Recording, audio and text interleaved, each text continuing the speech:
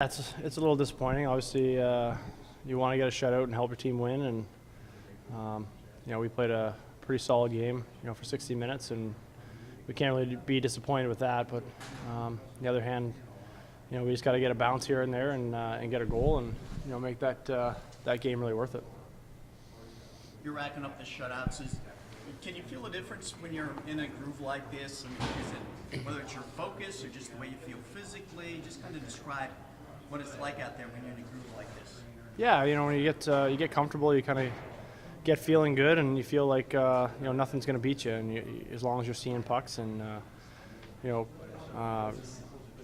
really it's just seeing pucks. Our D are doing a great job moving guys out of the way and even moving out of the way when it's just a shot where they think I can and make the save. So when I'm feeling good and the D's confident that I'm going to make that save, it's all worth it. Having a guy like TJ on the blue line who's going to the AllStar Game against the team in points, how big has that been since he just got here this year? Well, he's made a huge difference here. He's a point getter, and he jumps in the play and power play guy. So every team needs a guy like that, and he's shown it in every league that he can do it. And there's no reason why he shouldn't have went to the AllStar Game. He's racking up the points, like you said, and playing good hockey. At this stage of your career, are you still improving in certain areas? Are there certain aspects of your game you're paying attention to, tweaking, working on to try to step it up? Why, you think I'm getting better or worse? No. You can always improve. I'm 33 years old now, and I'm still learning things that I wish I would have learned when I was 20.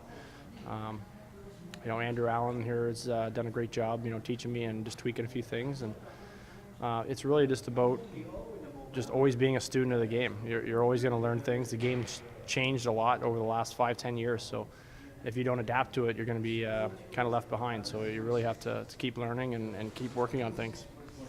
Would you say has been the biggest influence on your career? Maybe giving you the best piece of advice, whether it's another goaltender or a coach, or who's kind of been your guru, I guess? Well, I think when I was younger, I had a goalie coach, Larry Lucas, that really taught me the basics of goaltending. And for me, he was a big influence. He would take his time off just at night to come out and practice. He wasn't getting paid. He was just doing it for pleasure to come out and work with me. And I was about 8 years old all the way till I was about 12, 13 years old, and he just took his time to come out. So for me, that was probably the biggest influence on me, growing up, is him just taking time and teaching me the real basics of goaltending and really working with me, over that.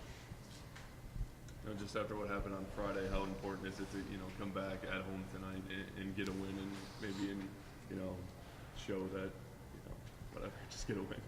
Yeah, this is a big game for us.